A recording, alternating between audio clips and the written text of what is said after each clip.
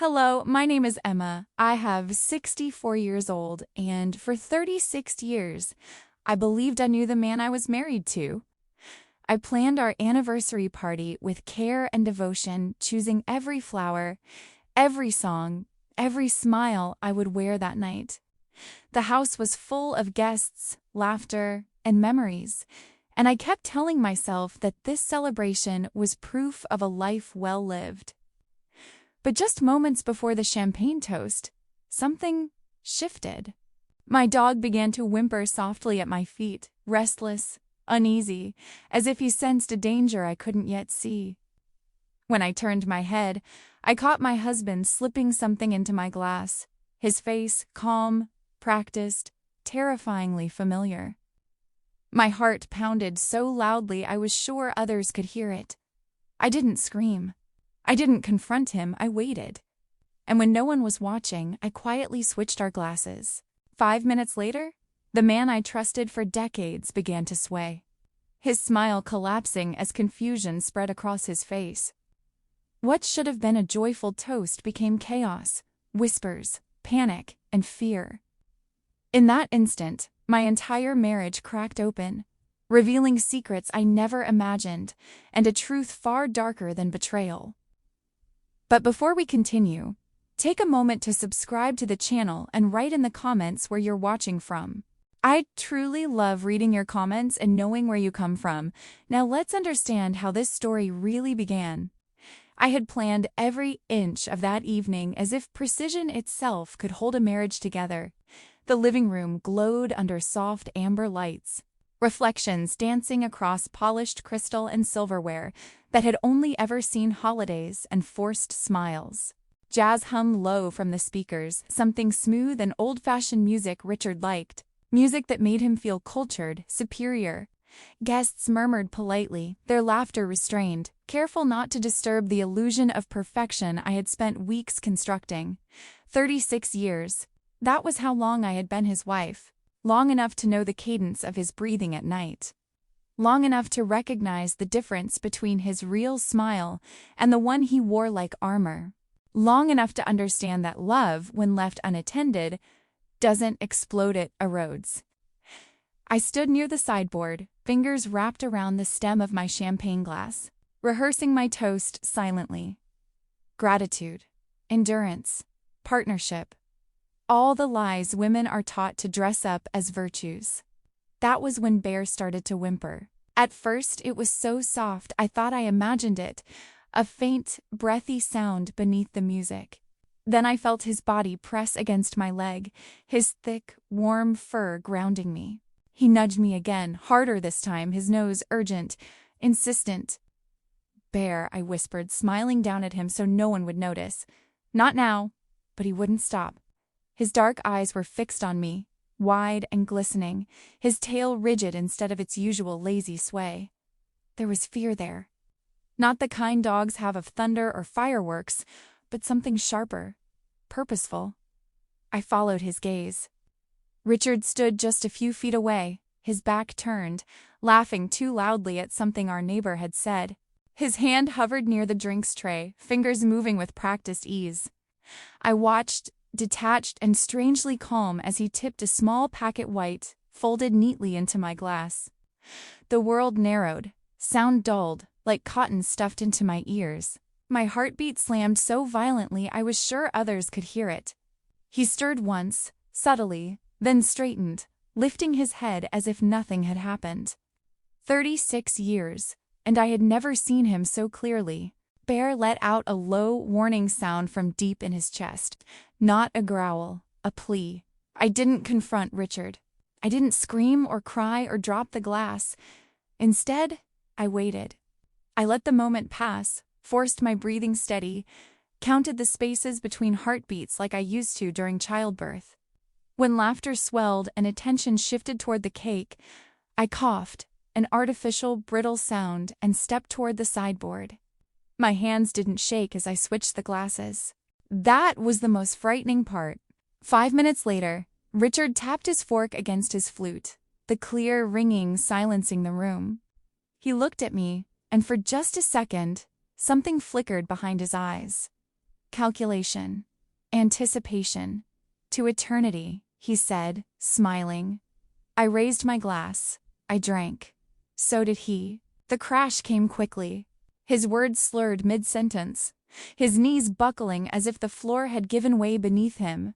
He slammed into the buffet table, crystal exploding like ice under pressure.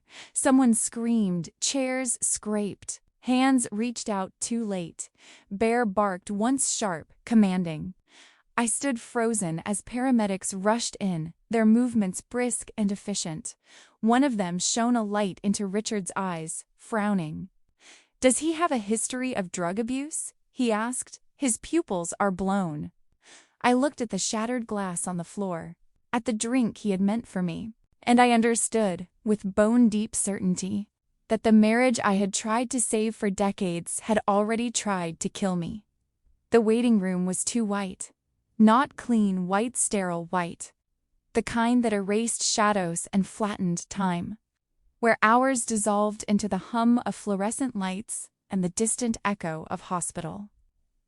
Announcements that never seemed meant for anyone in particular. I sat in one of the molded plastic chairs, my back rigid, my hands twisting together in my lap as if they belonged to someone else. I looked exactly how a wife was supposed to look in moments like this. Small, shaken, devoted. Anyone passing by would have seen a woman unraveling quietly, her mouth pressed into a thin line, eyes glassy but controlled. A woman who had spent the evening celebrating love and longevity and now sat waiting to be told whether her husband would live or die. They would have been right. And completely wrong. Inside me, something fundamental was breaking apart. Not loudly, it's not all at once, but with the slow, deliberate fracture of ice under pressure.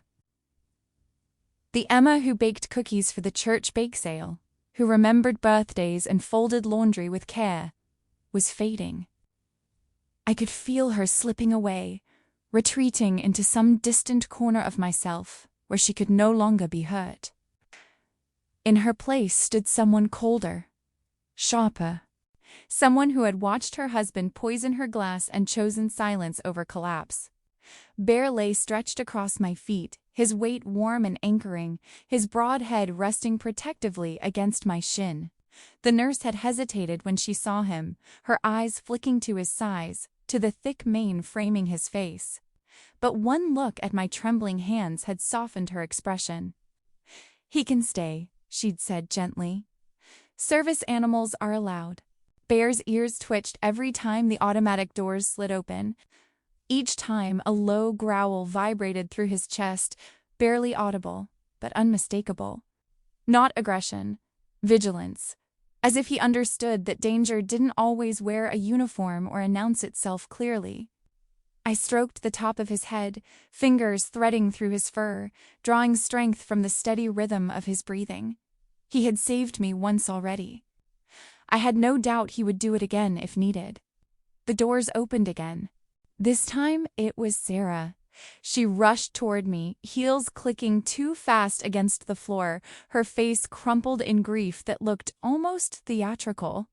Tears streamed down her cheeks, her mascara smudged, her hands fluttering uselessly in front of her chest. "Is he okay?" she gasped. "Oh my God, Emma, is he okay?" She pulled me into a tight embrace before I could respond, her perfume sharp and overwhelming. I let my arms hang at my sides for half a second too long before returning the gesture. Her body trembled against mine, her sobs loud enough to draw glances from strangers. Too loud, too much. "I don't know," I whispered, pitching my voice just right, fragile, uncertain. "They're still running tests." She pulled back, searching my face, her eyes red-rimmed and glistening. For a moment, something unreadable passed between us. Then she squeezed my hands hard. "This is terrible," she said, "after all these years. You must be in shock." I nodded, because that was true. Just not in the way she meant. A nurse appeared and gently suggested Sarah get some coffee, reminding her that it could be a long night. Sarah hesitated, glancing once more toward the corridor where Richard had disappeared. "I'll be right back," she said. "You shouldn't be alone." But I was already alone. As soon as she walked away, I noticed the jacket draped over the chair beside me. Richard's jacket. I must have picked it up without thinking when the paramedics rushed him out. The fabric smelled faintly of his cologne, something expensive and heavy that had always made my head ache. I gathered it into my lap, my fingers brushing against something solid in the pocket. His phone buzzed. The sound sliced through the waiting room like a blade. I froze, my heart thudding painfully against my ribs. It buzzed again, insistent. I told myself not to look. Then I remembered the glass, the powder, Bear's warning. My hand slipped into the pocket and pulled the phone free. The screen lit up immediately. It wasn't locked. My breath caught not in surprise, but in something closer to grim recognition. Of course it wasn't. Richard had always been careless when he believed himself untouchable. The message glowed starkly against the screen. From a contact saved as plumber. Did she drink it? Are we rich yet? The world didn't spin. I didn't gasp or cry out. Instead, a strange calm settled over me, heavy and absolute, like the quiet that follows a storm. My hands stopped shaking, my breathing slowed. In that moment, grief gave way to clarity. This wasn't just betrayal. It was premeditation, calculation, a plan that involved my death and their profit. I locked the phone and slid it back into the pocket just as the doors opened again. Sarah returned, clutching 2 cups of coffee, her expression softening when she saw me. "I got you one," she said, offering it with a sad smile. I took the cup, meeting her eyes, and for the first time that night, I understood something vital. This wasn't the end of my life. It was the end of my innocence, and the beginning of something else entirely. The house felt wrong without noise. Not quiet in the peaceful sense, but hollow, like something essential had been removed and the walls hadn't adjusted yet.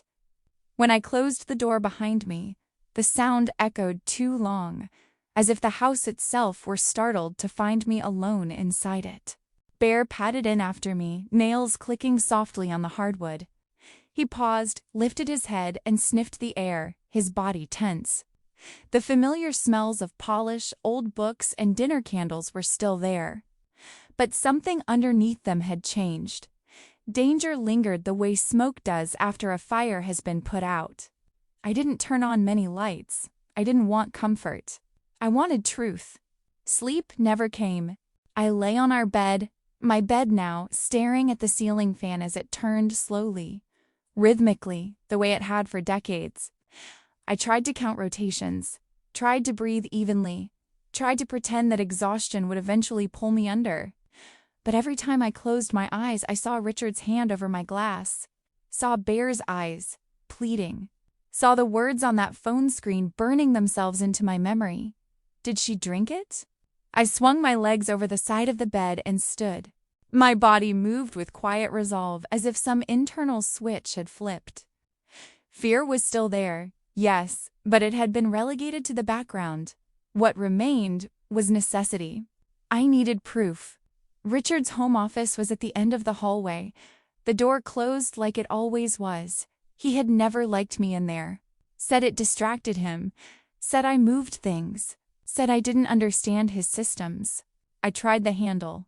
Locked. I pressed my forehead briefly against the cool wood of the door, a flicker of grief passing through me. Not for him, but for the woman I used to be, the one who would have respected that lock without question. Bear let out a soft huff behind me. When I turned, he was already moving away, tail low but determined. He didn't look back to see if I followed. He knew I would. The garage smelled of oil and dust, the concrete cold beneath my bare feet. The overhead light flickered before settling into a dull glow. Richard's workbench stood against the far wall, cluttered with tools he barely used and rags soaked in old grease. I had always avoided this space. It was his territory, and I had learned long ago not to trespass. Bear went straight to the corner beneath the bench. He began scratching, not playfully, not impatiently, methodically. over and over again, his paws scraping against a section of the floor that looked no different from the rest, except now that I was looking closely, I could see it. A seam. A slight unevenness in the concrete where a thin board had been laid over something else. Bear. My voice broke. What is it? He didn't stop. I knelt, fingers brushing against the edge of the board, my pulse quickening. It resisted at first, stubborn and unyielding, as if daring me to give up. I grabbed one of Richard's tools, a flat ply brand, wedged it into the gap. The sound it made when it finally gave way was small, almost polite. Underneath wasn't cash, not gold, not anything dramatic enough to match the betrayal unraveling inside me. It was paper, stacks of it, neatly arranged, categorized, planned. I pulled them out one by one, my hands growing colder with each page. Legal documents, bank statements, loan agreements. My name printed in careful script, my signature replicated so well, it made my stomach twist. He had taken out a second mortgage on my parents' house, the house they had worked their entire lives to pay off. The house they had left to me, trusting it would remain safe. He had used it like collateral for his greed, forging my consent as easily as he had forged his vows. I sank back onto the concrete floor, papers trembling in my hands. The retirement accounts were empty, drained quietly, steadily over time.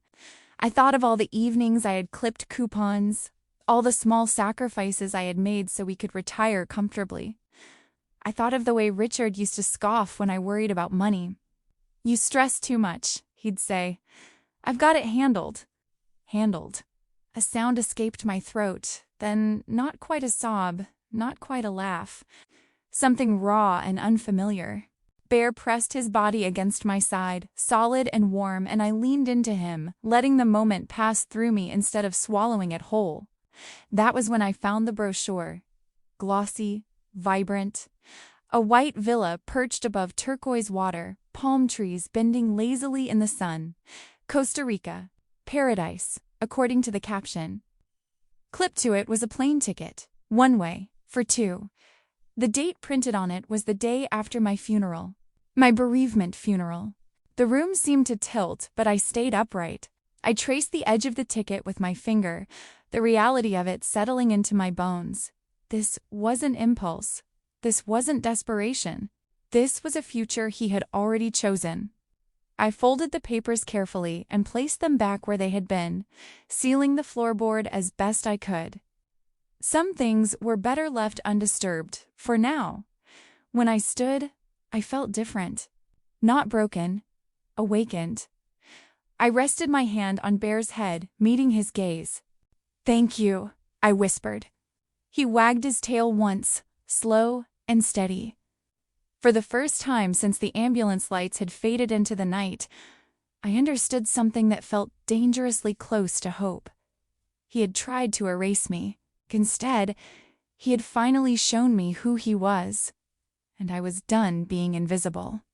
The hospital room smelled faintly of antiseptic and plastic, a scent so clean it felt almost cruel. Sunlight filtered through the narrow window in pale bands, illuminating dust motes that drifted lazily in the air, indifferent to the weight of what had happened here. Machines hummed softly around the bed, their steady rhythm mimicking a heartbeat that was no longer entirely trustworthy. I sat beside Richard, a half-finished scarf resting in my lap, knitting needles clicking together in a slow, deliberate pattern. The yarn was soft, a calming shade of blue he had once said reminded him of the ocean. My posture was careful, my expression serene. Anyone walking past the open door would have seen a devoted wife keeping vigil, hands busy to steady her nerves, eyes never leaving her husband's face. I had practiced this version of myself. 2 days had passed since the chaos of the party, since the shattered glass and the sirens, and the moment I realized my life had almost ended without anyone noticing. 2 days in which I had cried at the right moments, answered questions with trembling sincerity, and allowed myself to be guided by doctors and nurses who spoke gently, as if softness could undo violence. Richard stirred. At first it was just a twitch of his fingers, a slight tightening of the muscles around his mouth. Then his eyelids fluttered, struggling as though waking were an effort he hadn't agreed to make. I stopped knitting immediately, setting the needles aside with quiet care, and leaned forward. His eyes opened, unfocused and glassy, darting around the room in short, panicked movements. The machines registered the change instantly, their hum shifting pitch, more alert now. "Emma?" His voice was raw, scraped thin by dryness and fear. "I'm here," I said softly, reaching for his hand. His skin felt cooler than I expected, fragile. "I'm right here." He swallowed hard, his throat working as if even that small motion caused pain. "What happened?" he rasped. The words came out unevenly, as though he were testing whether language still belonged to him. I took a breath, steady and controlled, then lifted my hand to his hair. My fingers moved through it gently, smoothing it back from his forehead the way I had done countless times before. The familiarity of the gesture was almost enough to make me ache. "You had a stroke, darling," I said. My voice was calm, infused with just the right amount of concern. "The doctors say it was stress. They're monitoring you closely, but you're stable now." His eyes widened, and I felt his hand tighten weakly around mine. "A stroke?" he whispered. "Yes," I replied, nodding slowly, reassuringly. "They say you need complete rest. No stress, no big decisions. Don't worry about anything. I'll take care of it all." I watched his face as the words sank in. Fear crept into his expression, unguarded and naked in a way I had never seen before. This wasn't the controlled confidence he wore at dinner parties or the quiet authority he used to dismiss my concerns. This was a man stripped of certainty, left alone with the terrifying possibility that his body and his plans had betrayed him. He didn't know. He didn't know whether the poison had failed or if it had nearly succeeded. He didn't know if this weakness was temporary or permanent. He didn't know if I suspected anything at all. And for the first time in our marriage, I was the one holding all the answers. I felt it then, deep in my chest, a solid, unshakable strength. Not anger, not even triumph, but clarity. He was vulnerable now, dependent in a way he had never allowed himself to be before. The balance had shifted, quietly but irrevocably. He searched my face, as if looking for confirmation that the world still made sense. I gave him a small, tender smile, the kind he trusted without question. "You're safe," I told him. "You scared us, but you're going to be okay." His eyelids fluttered again, exhaustion pulling at him. The monitor beside him slowed, settling back into a steadier rhythm. I squeezed his hand once more, then gently released it, picking up my knitting as though nothing had changed. For a moment, the room was peaceful. Then I leaned closer, lowering my voice so only he could hear. "Sarah is here to see you," I whispered. The reaction was immediate. The heart rate monitor began to spike, its steady beeping turning sharp and frantic. Beep, beep, beep, faster than his breath, faster than he could hide. His eyes flew open, panic flashing across his face before he could stop it. His fingers clawed weakly at the sheets, his body tensing as though preparing for a blow that hadn't yet landed. I straightened slowly, my expression one of gentle concern, even as my heart pounded with the knowledge of what I had just confirmed. The machine kept beeping, betraying him more honestly than words ever could. And as I reached for the call button to alert the nurse, I understood something with quiet certainty. He was afraid now.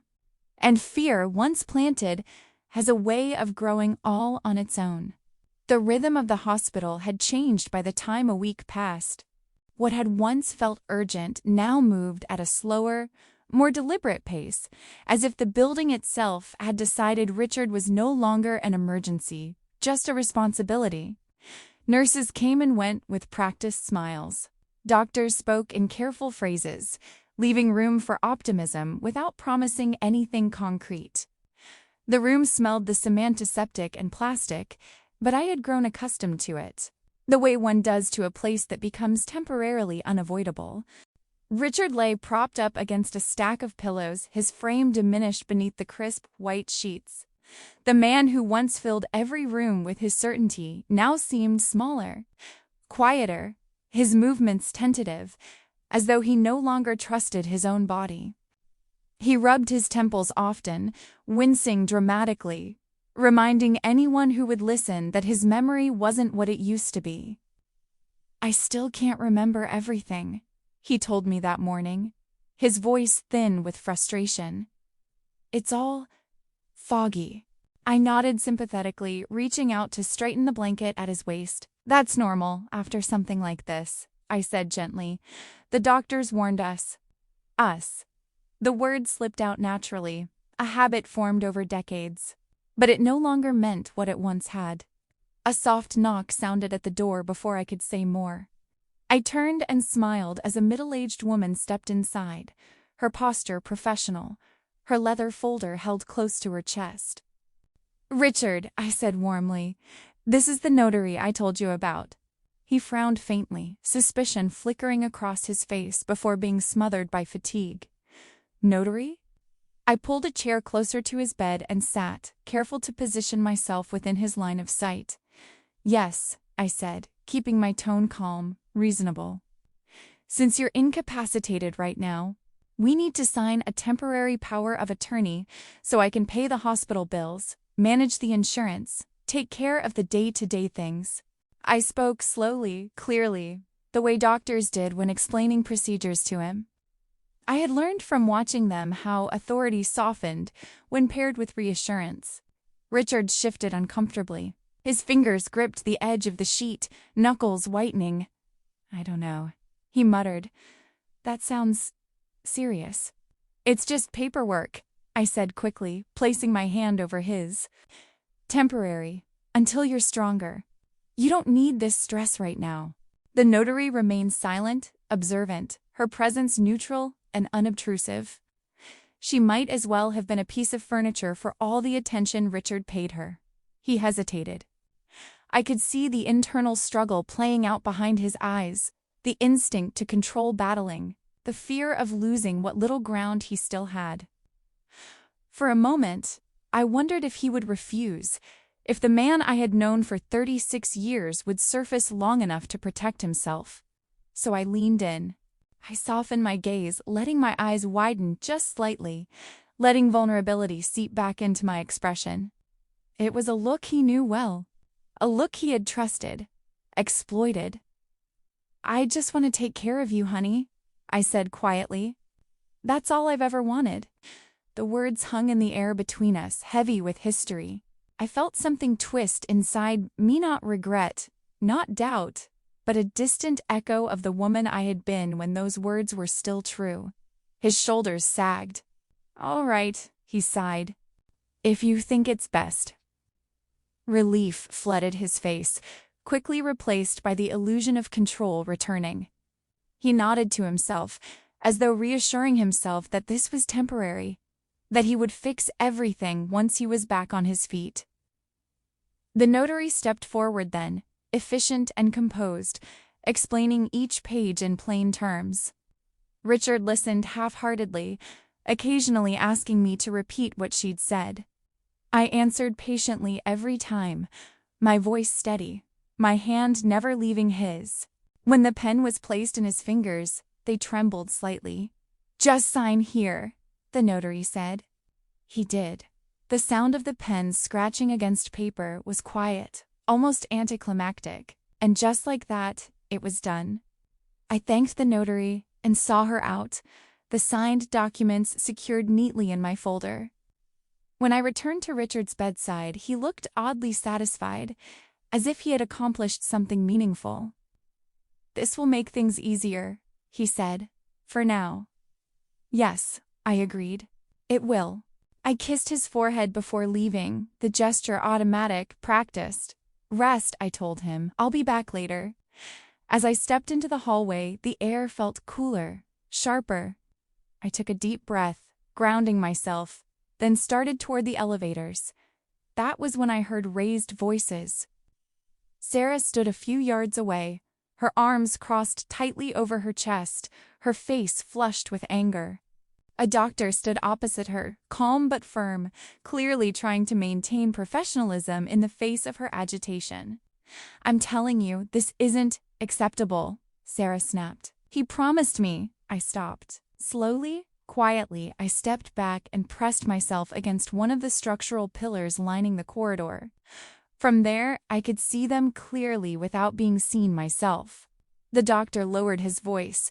"Miss Sarah, you need to calm down. This isn't appropriate behavior in a hospital." Her laugh was sharp, humorless. "You know what's not appropriate? Being lied to." She leaned in closer to him, her voice dropping to a hiss that carried just far enough. "If he doesn't pay me my cut," she said, eyes blazing, "I'm going to the police about the pills." My breath caught. The words landed with a quiet finality, clicking into place like the last piece of a puzzle I had already solved. I felt no panic, no shock, only confirmation. The doctor stiffened, clearly alarmed, but before he could respond, Sarah straightened, smoothing her hair, her expression shifting back into something socially acceptable. She turned and walked away, heels clicking briskly down the hall. I remained behind the pillar long after she disappeared from view. When I finally moved again, my steps were slow, deliberate. The folder in my hands felt heavier now, not with paper, but with possibility. For the first time since this nightmare began, I felt something bloom quietly in my chest. Not vengeance. Resolve. They had underestimated me, all of them, and now, at last, I was ready to finish what they had started on my terms. The house had learned how to breathe again. Sunlight spilled through the living room windows in long, gentle ribbons, settling over the furniture as if nothing terrible had ever happened here. I had opened the curtains that morning, let fresh air in, wiped every surface until it gleamed. Not because the house needed it, but because I did. Order has a way of steadying the mind when emotions threaten to spill over. Bear lay near the front door at first, alert but calm, his head resting on his paws. The moment Sarah's car pulled into the driveway, his body shifted. He stood, muscles tightening beneath his thick fur, ears pricked forward. A low sound gathered in his chest, not quite a growl, but close enough to make my skin prickle. "It's all right," I murmured, more to myself than to him. The doorbell rang, bright, cheerful. I opened the door to find Sarah standing there with a practiced smile and a small paper bag from the bakery down the street. Her hair was perfectly styled, her makeup subtle and tasteful, grief carefully curated into something palatable. "Emma," she said warmly, stepping forward. "I thought you could use some company." "Of course," I replied, returning her smile.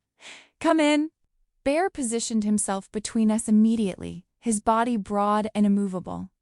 Sarah hesitated, then laughed lightly, reaching out as if to pat his head. He didn't snap. He didn't bark. He simply lifted his lips slightly and let that low rumble roll free. "Oh," she said, pulling her hand back. "He's not usually like this." "No," I agreed. "He isn't." I led her into the living room and gestured toward the couch. The tea was already prepared, steeping gently in the pot. I poured it slowly, deliberately, into my grandmother's china-thin porcelain edged with delicate blue flowers, each cup carrying the quiet weight of memory. These were the cups brought out for important conversations, for moments that mattered. Sarah watched me with interest, her eyes flicking briefly to Bear, who remained standing between us, vigilant. "Chamomile," I said lightly as I handed her a cup. I thought something calming might help. She accepted it with a nod. "That's sweet of you." We sat across from each other, the small table between us like a line drawn carefully in the sand. Steam curled upward from the cups, carrying the soft, comforting scent of dried flowers. For a few moments, neither of us spoke. The silence stretched, heavy but polite. I broke it first. "Richard is so worried about finances," I said casually, lifting my cup and blowing gently across the surface. even in his sleep. He kept muttering about Costa Rica. The effect was immediate. Sarah's hand jerked, the cup rattling against its saucer. She coughed violently, tea splashing dangerously close to the rim as she struggled to swallow. Her eyes watered, and she pressed a hand to her chest, breath hitching. "Costa Rica?" she repeated too quickly. Did he? Did he say who with? I tilted my head, studying her with quiet curiosity. Bear's rumble deepened, his body rigid now, every instinct screaming what my heart had already accepted. "No," I said slowly. "He didn't." Her shoulders relaxed a fraction, relief slipping through before she could stop it. She forced a laugh, waving a hand dismissively. "Well, you know how people talk in their sleep," she said. "Nonsense half the time." Yes, I agreed. Nonsense. I took a sip of my tea, letting the warmth settle. Then I smiled. Not a warm smile, not a forgiving one. A tight, sharp smile that cut clean through the air between us. "But he did say something else," I continued, my voice soft, almost thoughtful. "Something about a poisonous mistake." Sarah froze. The color drained from her face so quickly it was almost fascinating to watch. Her fingers tightened around the cup, knuckles whitening, her breath shallow and uneven. For a moment she looked very small, very human. "Isn't that odd?" I added gently. The room felt suddenly smaller, the walls leaning in as if listening. Bear let out a single, quiet, bark-controlled, deliberate, his eyes never leaving her face. Sarah swallowed hard. That's a strange thing to say," she managed. After a stroke. "Yes," I said. "Strange." I set my cup down carefully, porcelain touching wood with a soft click. But then again, Richard has always had a way of letting things slip when he's not fully conscious. She didn't respond.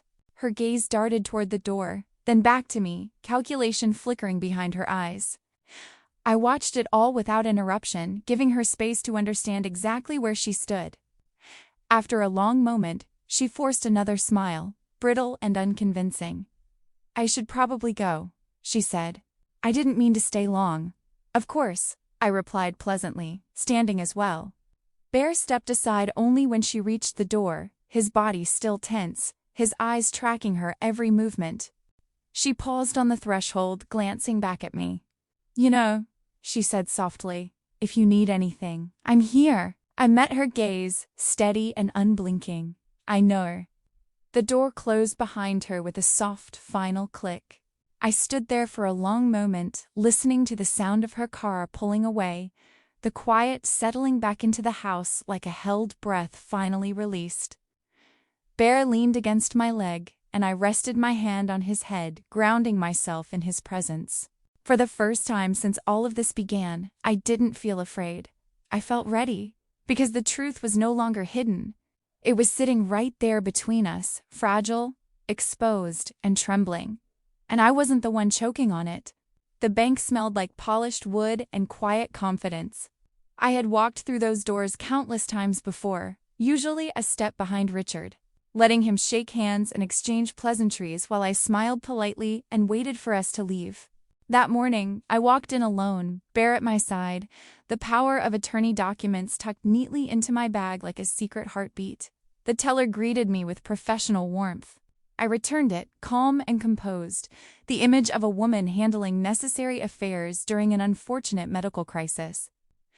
My voice didn't waver when I explained why I was there. My hands didn't tremble when I signed my name.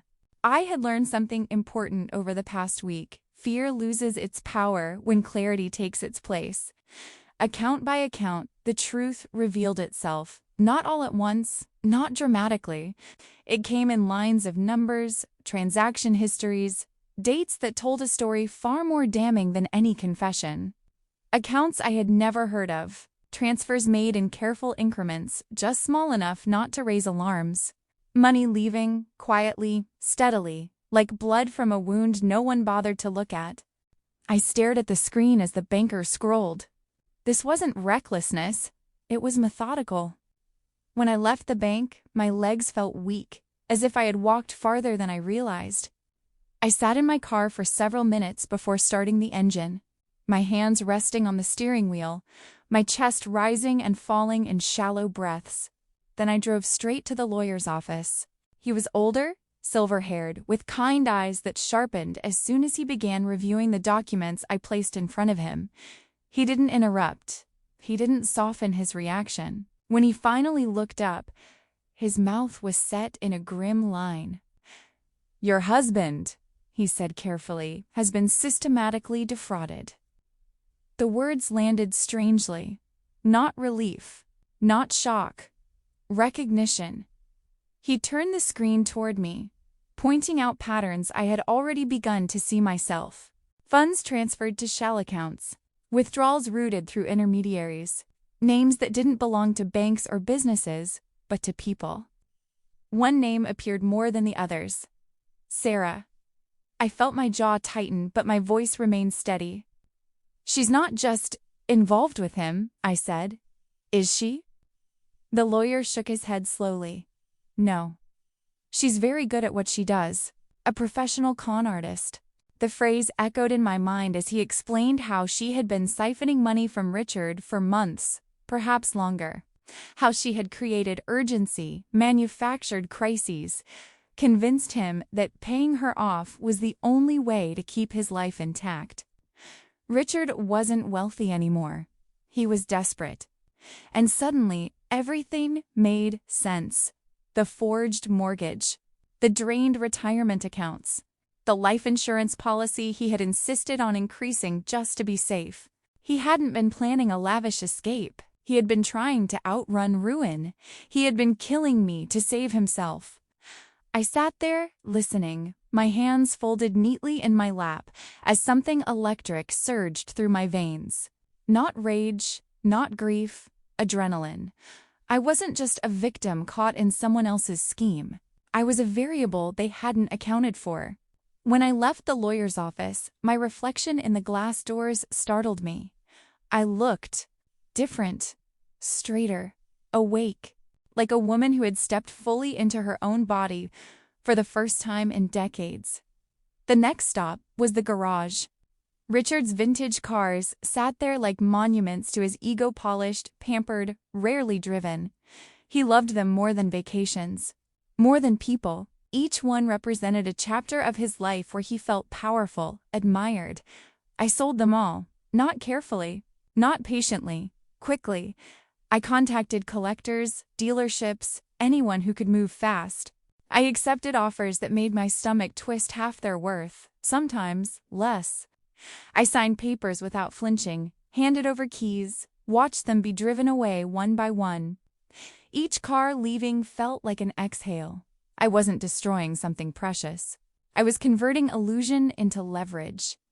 By the time the garage was empty, the sun was setting, casting long shadows across the concrete floor. Bear sat beside me as I leaned against the wall, exhaustion finally catching up. Then my phone vibrated. The notification was brief. Clinical. Richard is being discharged early.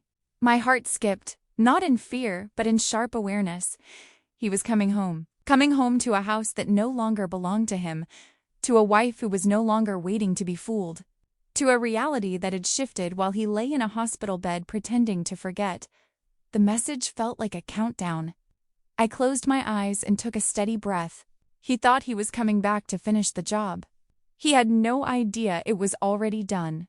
And for the first time since this nightmare began, I smiled. Not tightly, not sharply, but with something close to peace. Because I was ready. And this time, I wasn't the one walking into danger blind. The dining room hadn't been used like this in years. The table was set carefully, deliberately, for 3. White plates, real silverware. Cloth napkins folded the way my mother taught me, crisp and hopeful. The chandelier above cast a soft, forgiving light. The kind that smoothed edges and hid flaws, an illusion I had relied on for most of my marriage. Richard sat across from me, his shoulders tense beneath a sweater that still hung a little too loose on his recovering body.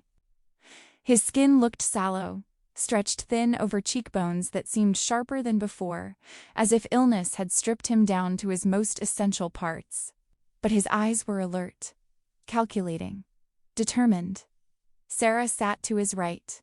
She had dressed carefully, I noticed. Not overly dramatic, but not subtle either. A silk blouse that caught the light when she moved. Lipstick just a shade too bold for a casual dinner.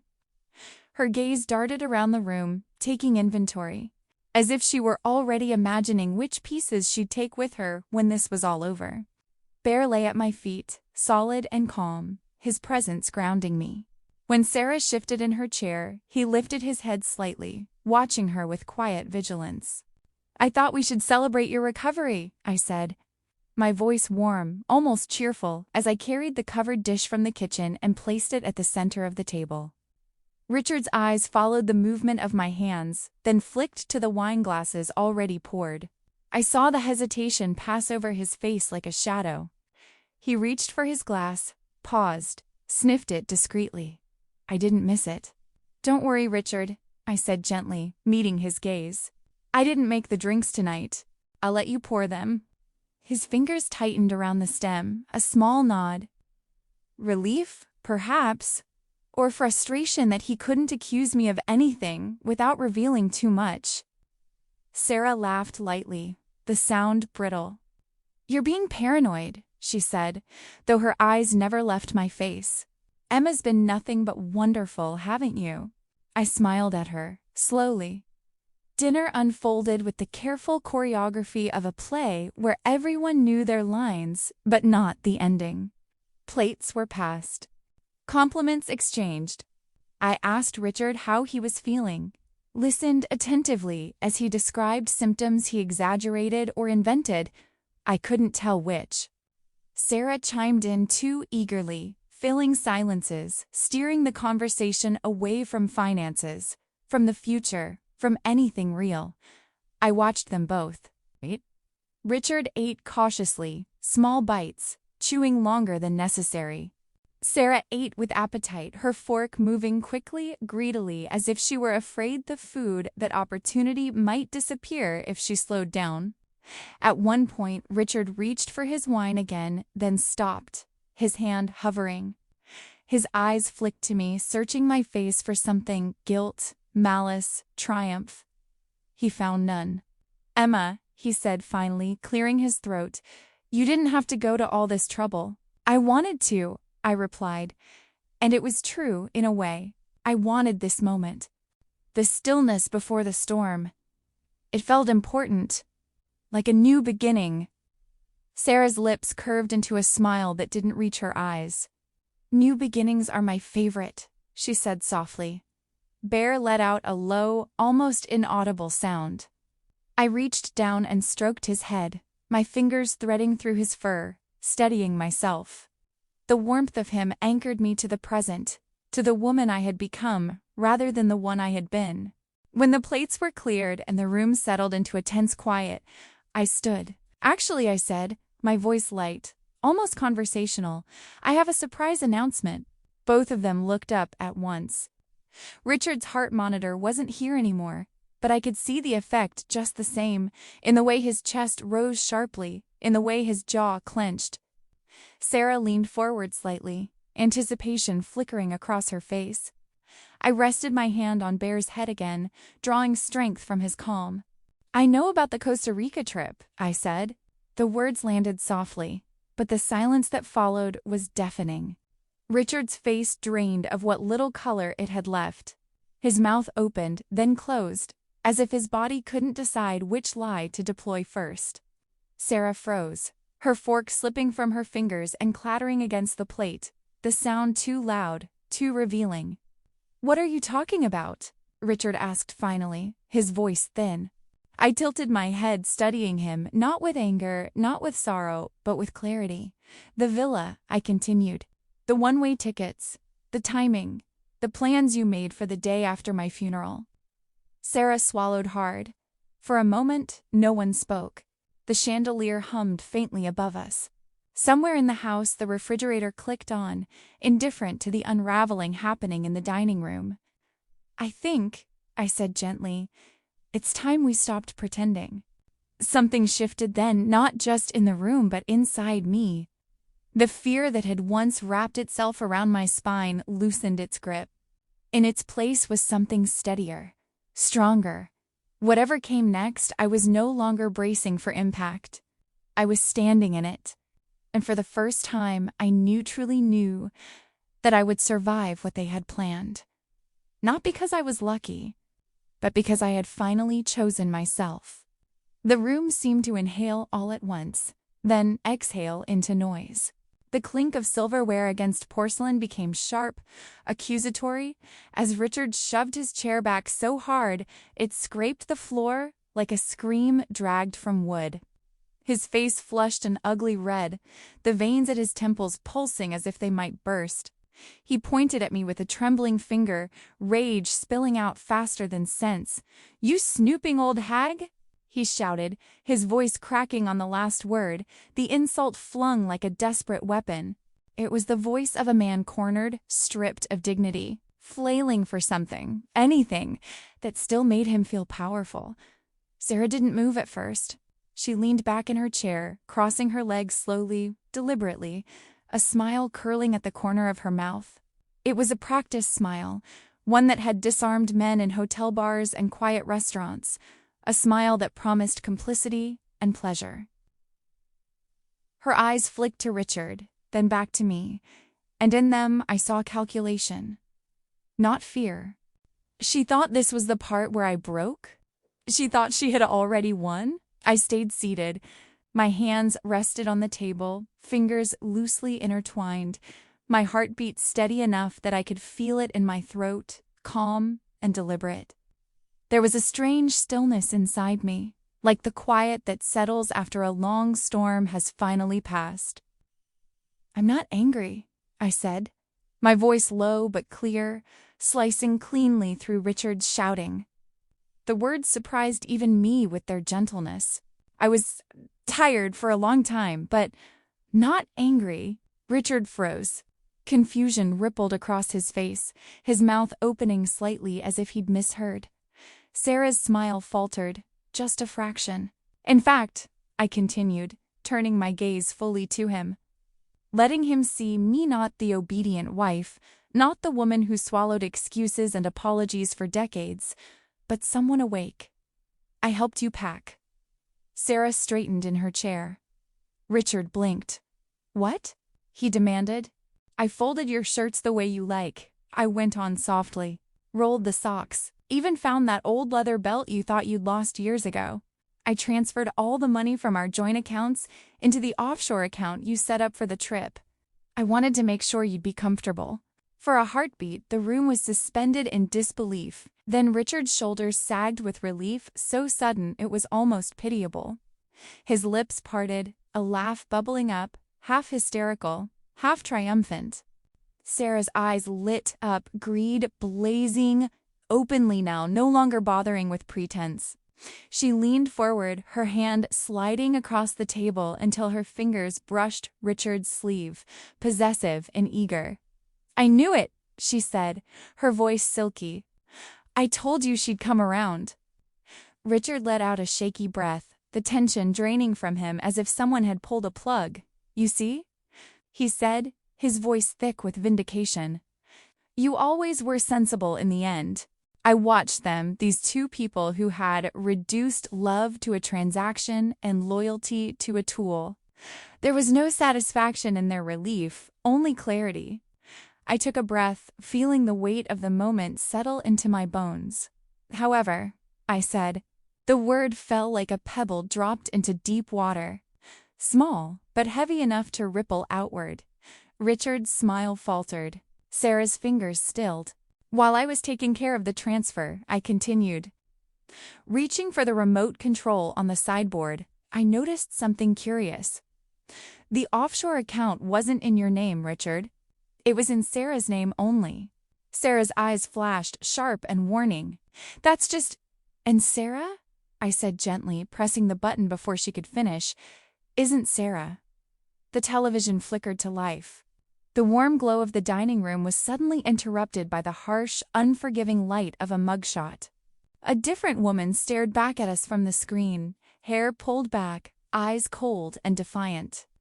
The resemblance was undeniable. Beneath the image, bold letters spelled out a name: Brenda, wanted in 3 states for wire fraud. The silence that followed was absolute. It pressed against my ears, thick and suffocating. Richard turned slowly towards Cerebrenda, his face draining of color.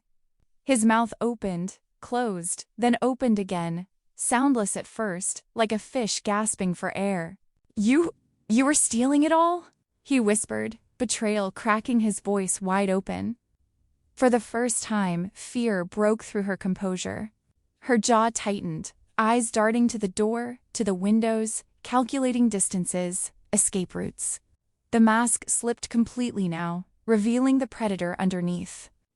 "This is insane," she snapped, standing abruptly, her chair toppling behind her. "You don't know what you're talking about." She bolted. The movement was sudden, frantic, a blur of desperation, but she didn't get far. Bear rose from his place by the wall in a single, powerful motion, placing himself squarely between her and the door. His broad chest expanded, hackles raised, a deep, thunderous bark erupting from him, not wild, not uncontrolled, but firm and absolute. A warning, a boundary drawn in sound and muscle. Brenda skidded to a stop, her breath coming fast, eyes wide as she stared at him. Bear didn't lunge.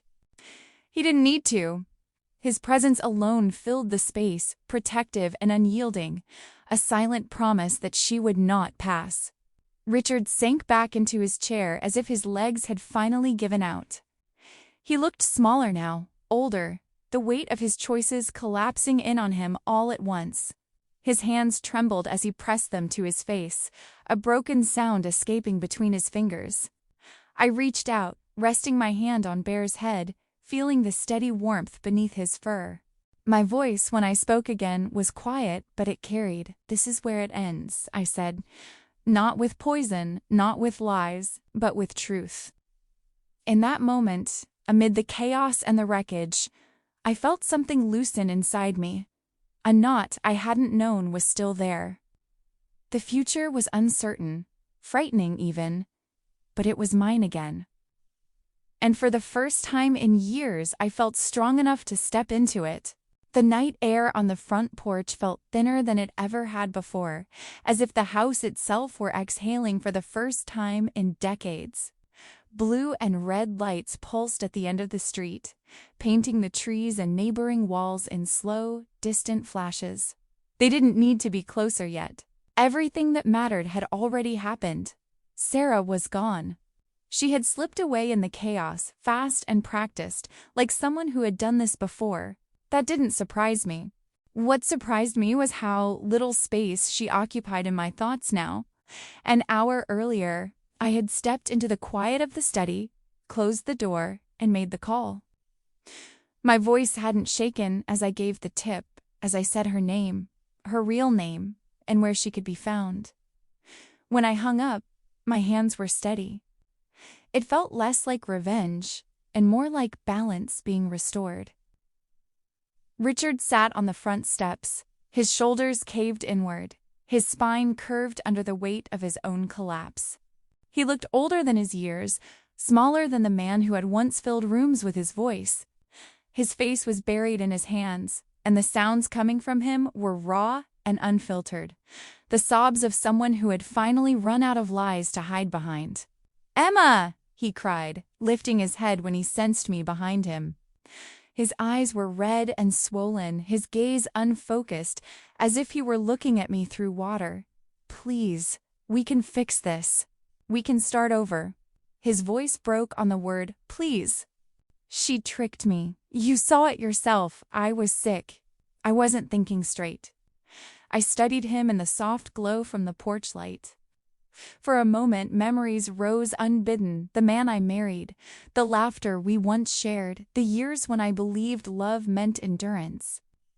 I let those memories pass through me without resistance. They no longer had teeth.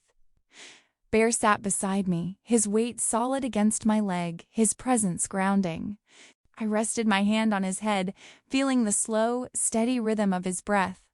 That rhythm reminded me that life continues, quietly and persistently, even after devastation.